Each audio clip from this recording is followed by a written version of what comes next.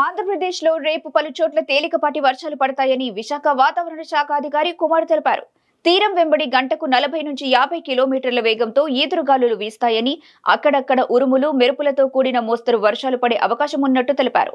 3 రోజుల తర్వాత రాష్ట్ర వ్యాప్తంగా ఉష్ణోగ్రతలు పెరుగుతాయని, ప్రజలు అప్రమత్తంగా ఉండాలంటున్న విశాఖ వాతావరణ శాఖ డైరెక్టర్ కుమార్తో మా Uttarandhra incharge Durgaprasad face to face. Telugu రెండు రాష్ట్రాల్లో కూడా ఎండలు దంచుకొడుతున్న నేపథ్యంలో వాతావరణ శాఖ తెలుగు ప్రజలకి చల్లటి కబురు అందించారు. మరో 2 రోజుల్లో కూడా కొన్ని ప్రాంతాల్లో తేలికపాటి వర్షాలు పడే సూచన ఉన్నట్టు వాతావరణ శాఖ అధికారులు తెలియజేశారు. మనతో పాటు విశాఖలోని వాతావరణ శాఖ అధికారి కుమార్ గారు ఉన్నారు. మరిన్ని వివరాలు తెలుసుకునే ప్రయత్నం చేద్దాం. సార్ నమస్తే కుమార్ గారు. ఏదైతే ఎండలు ఓవైపు దంచి కొడుతున్నాయి, వడగాల్పు కొన్ని చోట్ల వీస్తున్న పరిస్థితి, మరోవైపు చల్లటి కబురు అందించారు తెలుగు ప్రజలకి వర్షాలు పడే సూచన ఉన్నట్టు. ఈ ఆకస్మిక వర్షాల ప్రభావం ఏ విధంగా ఉండబోతుంది? గత కొన్ని రోజుల్లో జరుగుతున్నట్టు అంటే వాతావరణ శాఖ చెప్పినట్టే గరిష్ట ఉష్ణోగ్రతల్లో కొంత మార్పు లేదా తగ్గుదల కనిపిస్తుందని మేము చెప్పాం. అదేవిధంగా ఇప్పుడు సాధారణ స్థితి నుంచి గరిష్ట ఉష్ణోగ్రతలు 1-2 డిగ్రీలు అటు ఇటు ఉన్నాయి. ఈరోజు ఉత్తర కోస్తా, దక్షిణ కోస్తా జిల్లాలలో పొడి వాతావరణమే ఉంటుంది. రేపు అనగా 22, 23, 24వ తేదీల్లో ఉత్తర కోస్తా, దక్షిణ కోస్తా రెండింటిలో కూడా 1-2 చోట్ల తేలికపాటి నుంచి మోస్తరు వర్షపాతం, దానితో పాటు ఉరుములు, మెరుపులు వచ్చే అవకాశం ఉంది. మరియు గస్టీ విండ్స్ 22, 23వ తేదీల్లో 40 నుంచి 50 కిలోమీటర్ల వేగంతో వీచే అవకాశం ఉంది. 4వ రోజు అనగా 24వ తేదీన గస్టీ విండ్స్ కొంచెం తగ్గి 30 నుంచి 40 కిలోమీటర్ల వేగంతో వీచే అవకాశం ఉంది ఉత్తర దక్షిణ కోస్తా జిల్లాల్లో కూడా.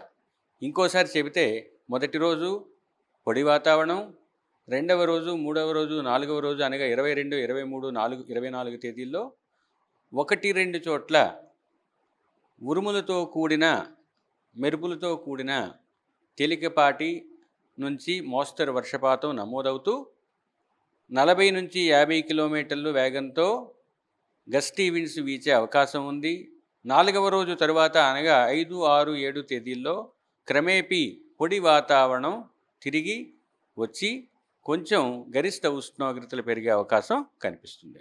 ఈ సమ్మర్ సీజన్లో ఈ మార్పులు అంటే ఏ విధంగా చూడవచ్చు? అంటే వేసవి పెరుగుతున్న దృష్ట్యా ఈ వాతావరణ మార్పులు దీన్ని ఏ విధంగా చూడవచ్చు? అంటే మీ అందరికీ తెలిసినట్టే సమ్మర్ సీజన్ అంటే ఓన్లీ ఎండ మాత్రమే కాదు, ఎండతో పాటు సంవహన వర్షపాతం లేదా కన్వెక్టివ్ రెయిన్ ఫాల్స్ కూడా పడే అవకాశం ఉంది. ఒక విండ్ డిస్కంటిన్యూటీ ఉన్నా, కన్వర్జెన్స్ ఉన్నా, లేదా మిగతా సినాప్టిక్ ఫీచర్స్ ఏవైనా అనుకూలంగా ఉన్నట్టయితే గరిష్ట ఉష్ణోగ్రతలు పెరగడంతో పాటు చుట్టుప్రక్కల ఉన్న పరిస్థితుల నుంచి తేమ కానీ ఉన్నట్టయితే అది థండర్ స్టార్మ్స్ లేదా ఉరుములకి అవకాశం కల్పిస్తుంది. ఇప్పుడున్న పరిస్థితుల్లో సమ్మర్లో మ్యాంగో షవర్సు లేదా మ్యాంగో పూతకొచ్చే టైంలో కూడా చిన్న చిన్న వర్షాలు పడతాయి. అదేవిధంగా ఈ టైంలో ఈ వరుసగా 2, 3, 4 రోజుల్లో కొంచెం ఈ విధంగా జరిగే అవకాశం ఉంది. అయితే రోజంతా వర్షం పడదు, పడిన కొన్ని నిమిషాలు లేదా గంట మాత్రమే ఉండే అవకాశం ఉంది. కాబట్టి పొడి వాతావరణంతో పాటు ఇది కూడా ఉంటుంది, అంటే వేడి వాతావరణంతో పాటు ఇది కూడా ఉంటుంది. కాబట్టి పూర్తిగా చల్లదనం రాదు అనేది మాత్రం గమనించాలి. ఏపీలో ఏ జిల్లాలో ఈ వర్షపాతం నమోదే అవకాశం ఉంది? ప్రధానంగా ఉత్తరాంధ్రకు సంబంధించి ఏ జిల్లాలో పడే? ఉత్తరాంధ్రలో పార్వతీపురం, మన్యం, అల్లూరి సీతారామరాజు, పర్వతీయ క్షేత్రాల్లో పడే అవకాశం ముఖ్యంగా ఉంది. విశాఖపట్నం, అనకాపల్లి జిల్లాల్లో కూడా 1-2 చోట్ల పడే అవకాశం ఉంది. ఈస్ట్ గోదావరిలో కూడా, కోనసీమ ఇటువంటి చోట్ల పడే అవకాశం కనిపిస్తుంది. దక్షిణ కోస్తాలో కూడా అదేవిధంగా 1-2 చోట్ల పడే అవకాశం. ఫైనల్గా సార్, వడగాల్పులు కూడా పెరుగుతున్న నేపథ్యంలో ఎటువంటి జాగ్రత్తలు తీసుకోవాలి? అంటే ఎక్కువ ఏ ప్రాంతంలో వడగాల్పు వీచే అవకాశం ఉంది రానున్న కాలం? ఒకటి, ఇప్పుడు ప్రజెంట్ నేను చెప్పినట్టు రాబోయే 5 రోజుల వరకు పూర్వానుమానం లేదా ఫోర్కాస్టింగ్లో మీకు మొదటి రోజు పొడి వాతావరణం ఉన్న, తర్వాత రోజులు మేము 3 రోజులు మీకు ఉరుములతో కూడిన జల్లులు ఉంటాయి. తర్వాత క్రమేపీ గరిష్ట ఉష్ణోగ్రతలు పెరుగుతాయన్నాను. అదేవిధంగా గరిష్ట ఉష్ణోగ్రతలు పెరిగిన క్రమంలో ముఖ్యంగా తేమ ఉంటే ఒక విధంగా, తేమ లేకపోతే వేరే విధంగా ఉంటుంది. తేమ లేని రోజుల్లో అయితే క్రాంప్స్ లేదా ఈ కండరాలు పట్టేయటం జరుగుతుంది. తేమతో పాటు అధిక ఉష్ణోగ్రత ఉన్నట్టయితే శరీరం మీద ఉన్న తేమ ఎవాపరేట్ కాకపోవటం వలన మీకు అసౌకర్యంగా అనిపిస్తుంది. అయితే ఇటువంటి పరిస్థితుల్లో ముఖ్యంగా లూజ్ లేదా వదులైన దుస్తులు ధరించాలి, కాటన్ దుస్తులు. తర్వాత షెల్టర్లో లేదా నీడలో ఉండే పనులే చేసుకుంటే మంచిది. ముఖ్యంగా వల్నరబుల్ సెక్షన్స్ అంటాము. అంటే ఎవరైతే వీటి బారిన పడితే ఇబ్బంది పడతారో, ముఖ్యంగా పెద్దవారు మరియు పిల్లలు, వ్యాధిగ్రస్తులు ఈ సమయాల్లో ఎండ టైంలో ముఖ్యంగా 11 నుంచి 3 నుంచి 4 వరకు ఆ సమయాల్లో ఎండలో తిరగకుండా నీడలో ఉన్నట్టయితే వారికి ఆరోగ్యపరంగా మంచిది.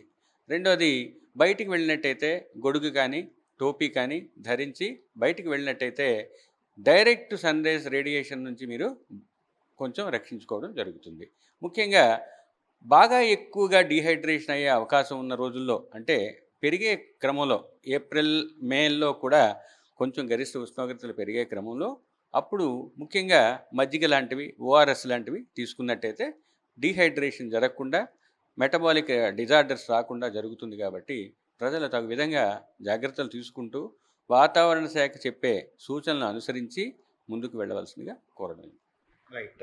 చూస్తున్నాం కదా, ఏదైతే రానున్న 3 రోజుల్లో కూడా అక్కడక్కడ కొన్ని జిల్లాల్లో, ప్రధానంగా మన్యం జిల్లా, పార్వతీపురం జిల్లా, విశాఖ, అనకాపల్లి పరిసర ప్రాంతాల్లో చిరుజల్లు పడే అవకాశం ఉంది. అదేవిధంగా అటు రాయలసీమ పరిసర ప్రాంతాల్లో కూడా చిరుజల్లు పడే అవకాశం ఉంది. మరోవైపు ఉష్ణోగ్రతలు క్రమేపీ పెరుగుతున్న నేపథ్యంలో ప్రజలు కూడా అప్రమత్తంగా ఉండాలి. వాతావరణ శాఖ అధికారులు తెలియజేసిన సూచనల ప్రకారంగా వాళ్ళు ప్రకాశం తీసుకోవాలి. ప్రధానంగా చిన్నపిల్లలు కావచ్చు, వృద్ధులు కావచ్చు, గర్భిణీలు కావచ్చు, అనారోగ్య సమస్యలు బారిపోతున్న ఎవరైనా కూడా ఈ ఉదయం 11 నుంచి సాయంత్రం 3 గంటల ప్రాంతంలో నీడ ఉండే చోట ఉండడం కూడా ఎంతగానో ఆరోగ్య శ్రేయస్సు అని చెప్పి మనతో పాటు వాతావరణ శాఖ అధికారులు తెలియజేయడం జరిగింది.